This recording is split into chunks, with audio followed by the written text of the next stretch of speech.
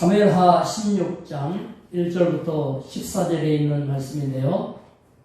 3, 4절을 먼저 보겠습니다. 사무엘하 16장 3, 4절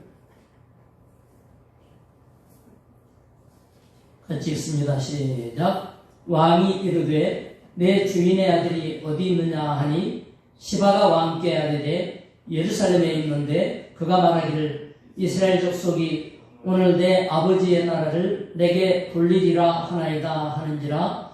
왕이 시바에게 이르되 무부윗곳에 있는 것이 다 내 것이니라 하니라.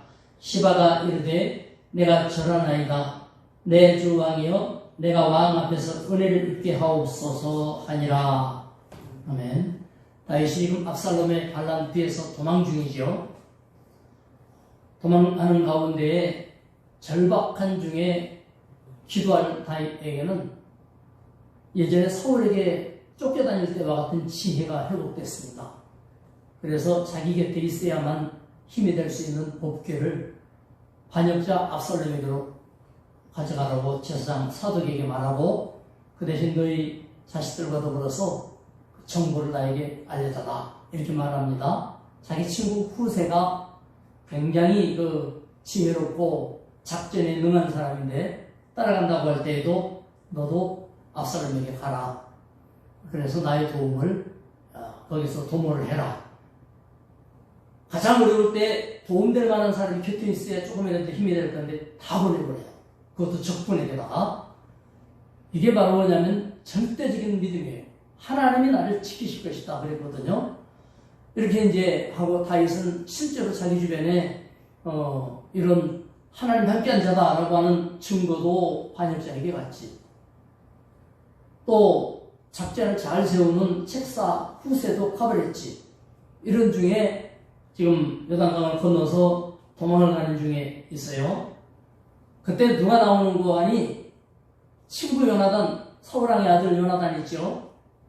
그 아들 하나 남은 다리를 저는 무비보셋이 다윗의 은혜를 받아서 다윗이 데려와서 왕궁에서 아들같이 밥도 같이 먹고 아버지 재산도 다 거기다 주고 그 집에 종들도 예전처럼 붙여주고 이렇게 했지 않았습니까?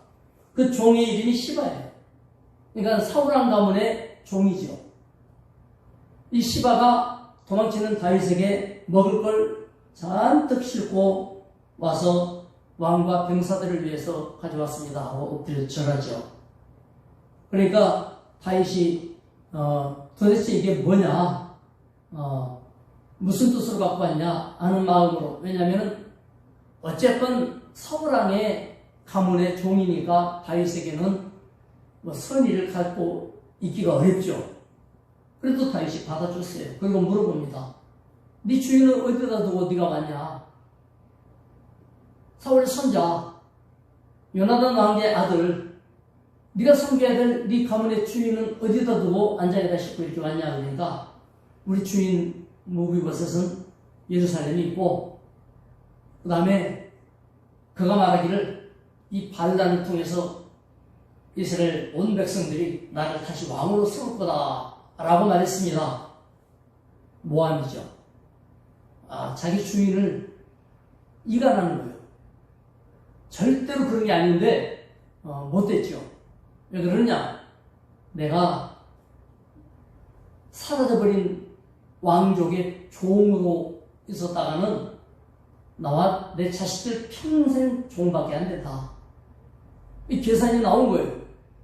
이 기회에 이 주인의 종 이제 떼버리고 왕 곁에 가까이 가리라.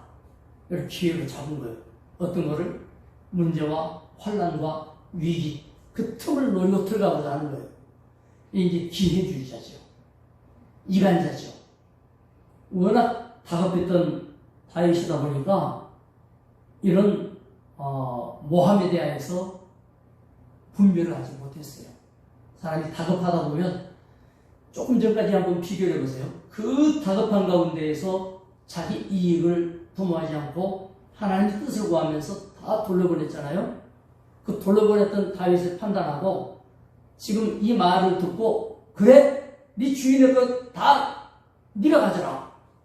그래서 무비보셋의 재산을 종 시바에게다가 전부 이제 줘버리는 거죠. 이렇게 결정하는 거하고는 정반대 상황이에요.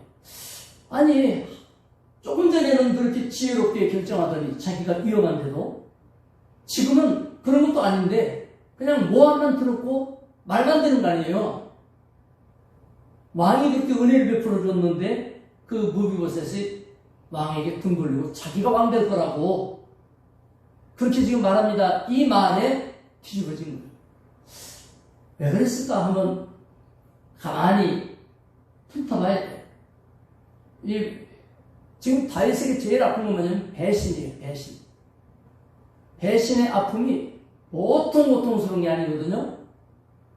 아들 압살롬이 배신해가지고 지금 왕의 자리를 빼앗아서 예루살렘에서 왕의 위치에 앉아서 자기는 도망가고 있는 상황인데, 아니 힘없는 무비보셋조차도 이 기회를 tum다 자기를 배신했다는 것이 견딜 수가 없는 것이죠.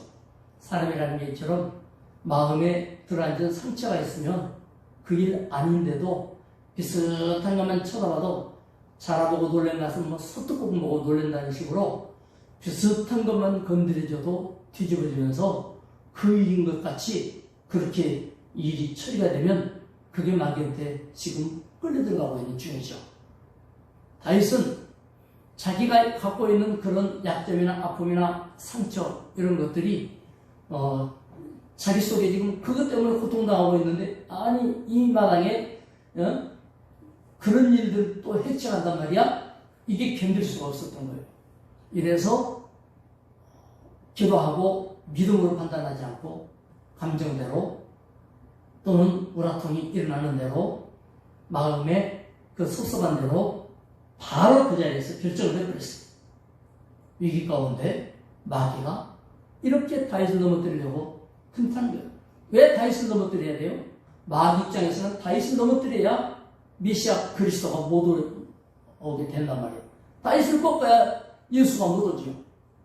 예수 공격이에요. 예수 공격. 그렇기 때문에 마귀가 이런 것들로 우리를 자꾸 넘어뜨리는 이유가 뭐예요? 예수님 못 누리고 예수 내 안에서 내쫓고 예수 공격이에요.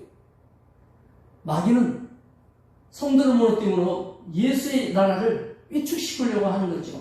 이런 틈타기 쉬운 이런 성급함과 자기 안에 있는 약점과 상처들에 대해서 좀 담력을 가지시고, 그런 약점이 건드려져도 그냥 크게 숨 한번 들이쉬시고 하나님 앞에 기도하면서 털고 이렇게 견뎌내다 보면, 아니 부드러운 손에도 굳은 살이 배기는 거예요.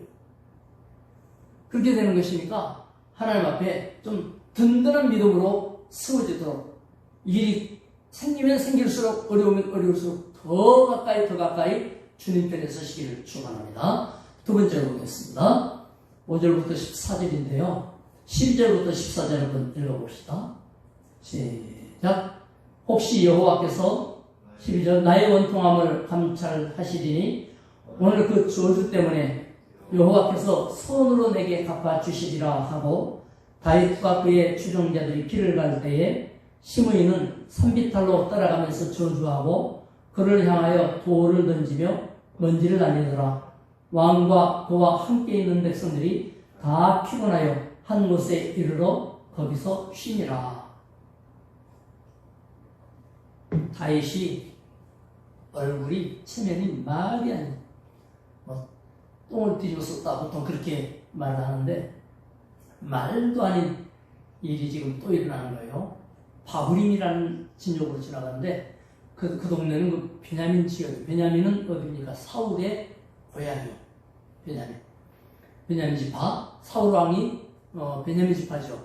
그러니까 베냐민 사람들은 다윗이 왕이 돼서 그걸 받아들이기는 하지만은 방법이 없으니까 사울의 친척들, 가문, 동네 사람 다 거기 사는 지역을 다윗이 도망가는 거니까, 우리가 살다가 보면 정말 상대하기 어려운 사람, 만나기 싫은 그런 입장들이 있어요. 마주치고 싶지 않는 형편들이 있단 말이죠. 그런데 그곳을 피할 수 없게 될 그런 처지가 얼마나 참 어렵습니까? 그거를 자기 발로 걸어 들어가야 된다. 이거 보통 문제가 아니죠. 다윗은 그쪽으로 도망갈 수밖에 없는 형편인데 마차나 타고 가면서 그냥 삼연육각 풍악을 올려가면서 가는 것도 아니고 지금 죄인의 모습, 상당하는 슬픔의 모습으로 신발이 있더라도 신발까지 벗고 머리는 풀어제끼고 하나님 앞에 그 애통함과 겸손함과 눈물에 대한 표현이거든요. 이러면서 왕이 맨발로 지금 도망가는데 그 모습으로 옛 왕의 고향 땅을 지나간다고 생각해 보세요. 이게 여러분 같으면 그거 하겠습니까? 절대 못하죠. 절대 못하지. 네? 그게요. 어려운 거예요. 어려운 거예요. 그래서 이제 다윗이 쭉 지나갈 때에 아니나 다를까 그 동네에서 시므이라고 하는 사울 친척이 쫓아나와서 다윗을 향하여 살인자여 배신자여. 다윗이 사울왕을 배신한 적 있습니까? 사울왕을 다윗이 죽였습니까? 다윗은 사울왕을 죽일 일이 있어도 안 죽였죠.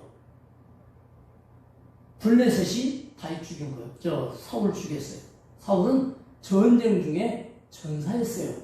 그런데 뭐예요? 이 사람들은 다윗 때문에 죽였다고 생각하는지 이걸 뭐라 그러냐? 역사 왜곡이라고 그래요. 가짜 뉴스라고 그래요. 요새 가짜 뉴스들 많죠. 가짜 뉴스들 많아요. 독일 히틀러의 괴벨스라고 하는 그 악독한 유대인을 600만이나 죽인 자가 뭐라 그랬냐면 거짓말은 한 번 하면 들통이 나고 두세 번 하면 긴가민가하고 계속 거짓말을 하면 사람들이 믿게 된다. 작은 거짓말은 들통이 나지만 큰 거짓말을 계속하면 사람들은 따라온다. 이래가지고 독일에도 지식인들도 많고 기독교 국가고 그런데 히틀러와 괴벨스의 모든 이 가짜 뉴스에 온 국민들이 흥분해가지고 유럽에 전쟁을 일으키고 나라를 망해버렸잖아요. 비질이 가짜 뉴스가 판을 치면 백성들은 그 영이 혼탁해져요. 믿는 자까지도 갈라져요. 그 가짜로 이쪽으로 모이는 사람, 저쪽으로 생각이 갈리는 사람. 온 나라가 쪼개지는 일이에요. 눈에 보이지 않게 쫙 쪼개져요. 뭐 말인지 아시겠죠? 단단히 뭉쳐도 어려운데 이게 쪼개지는 거예요. 다윗이 지금 가정 안에서 쪼개지는 일이 벌어지고 국가 안에서 지금 쪼개지는 일이 벌어지고 이런 일이 지금 벌어지니까 이걸 손을 쓸 수가 없는 거예요. 통탄을 그리고는 가짜뉴스로 그냥 공격을 하는 거 아니에요. 그 동네 사람들은 감정적으로 볼 때는 그게 속이 후련하죠. 감정적으로. 실상이나 사실, 팩트라고 그러잖아요. 사실을 갖다 놓고 보면 아닌데 감정적으로 보면 후련한 거예요. 사실대로 말하면 중국이나 일본에 대해서 뭐 그러냐? 사실대로 말하면 이럴 텐데 감정적으로 중국 싫어하는 사람은 중국이 안 그랬는데 그랬다 그러면 그게 후련하고 일본이 안 그래도 일본 싫어하는 사람은 일본이 그랬다 그러면 그게 후련하고 이쪽 싫어하는 사람은 이쪽이 이런 놈이다 그러면 그게 후련하고 저쪽은 그렇다. 이 나라가 사실보다는 이렇게 빠진 건 뭐냐면 사단이 공격 중이다. 왜? 여기서 이겨나가면 놀라운 발전이 일어날 것이고 꺾이면 끝나는 거죠. 다윗 시대는 이겨나가서 세워집니다만 이후에 왕들의 시대에는 이걸 이겨나지 못해서 결국은 망해버리죠. 우리 믿음도 마찬가지. 절대로 흔들리지 마시기 바랍니다. 진리에 써야 돼요. 진실에 써야 돼요. 사실을 보아야 돼요. 하나님을 쳐다봐야 돼요. 그래서 이런 시므이의 저주에 대해서 망하라고 하고 살인자라고 하고 불량배라고 하고 티끌을 날리고 돌을 던지고 이건 저주하는 거예요. 그걸 가만 놔두겠습니까? 옆에서 호위하는 호위무사, 요압 이런 장군들이 있는데 가서 죽이겠습니다. 그때 뭐라 그래요? 가만 놔둬라. 죽이지 말아라. 이 억울한 것을 하나님이 들으셨으니 그 저주 때문에 내가 저주를 받아들이겠다. 하나님이 나를 구하시고 불쌍히 여겨 용서하실 것이니 내가 받아들이겠다. 이게 하나님의 절대 주권이에요. 이걸 믿는 거예요. 자, 은혜가 회복됐어요. 송아 넘어가서 그 재산 네가 다 가져라 했던 때만 해도 헷갈렸는데 앞에 힘 있는 사람들을 다 적군에게다 돌려보내는 그 지혜가 회복돼서 저주를 받아들이고 또 그래요. 도망가는 입장에서 그 지역에 시므이를 죽여봐요. 그럼 그 동네 어떻게 소문나겠어요? 다윗의 진짜 적을 더 만드는 것이 될 수도 있어요. 정말 지혜로워야 돼요. 우리는 하나를 잘못 선택하면 엄청난 것이 나에게 닥쳐 무너질 것을 잘 못 본단 말이에요. 근데 다윗이 그걸 봤다는 성경은 없는데 다윗이 시므이를 죽이지 마라 이 하나로 엄청난 안전장치가 만들어진다고 볼 수 있는 거예요. 우리의 믿음은 그렇게 결정돼야 됩니다. 모든 것을 하나님께 맡깁니다. 사울왕을 죽이려 할 때에 죽이지 말라고 했던 것처럼 이 저주를 스스로 해소하지 아니하고 받아들였습니다. 저주까지 받아들인 순종. 가능합니까? 어렵죠. 저주까지 하나님이 나에게 허락한 것이다. 그 저주를 내가 받아야 하나님이 축복으로 갚으실 것이다. 이런 절대적으로 하나님을 믿는 이 믿음, 이것이 우리에게 자리 잡는다면 어떤 것도 여러분을 꺾을 수가 없습니다. 결과는 극과 극이지요. 어려울수록 주님만 봅시다. 그리하면 주께서 좋은 길로 인도하시며 아름다운 길을 열어주실 줄 믿습니다. 기도하겠습니다. 하나님 아버지 감사합니다.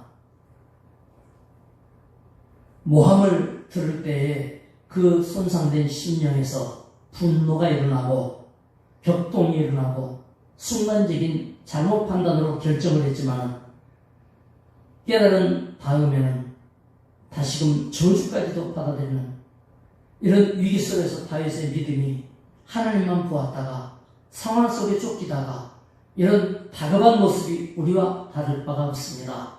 주여, 우리도 그와 같을 때 믿음에 서게 하시고 진리를 보게 하여 주옵소서. 실상을 파악하며 사실에 입각하게 하여 주옵소서. 하나님께서 이 나라를 진리로 세워나가시는 일에 우리 중심이 모아지며 기도가 살아나며 한국교회가 세워지기 원합니다. 아버지여, 이 온 백성들이 주 앞에서 진실되고 사실되고 아버지의 진리를 사모하는 데 이르기까지 바른 백성들로 세워질 때 하나님의 영광도 나타날 줄 믿습니다. 우리 믿는 자들로부터 큰 믿음의 역사 속에 세우게 하여 주시옵소서. 우리 교회도 이와 같고 온 성도도 자기 형편 속에서 믿음으로 살고 승리하게 하여 주옵소서. 예수님의 이름으로 기도드리옵나이다. 아멘. 각자 기도하시기 바랍니다.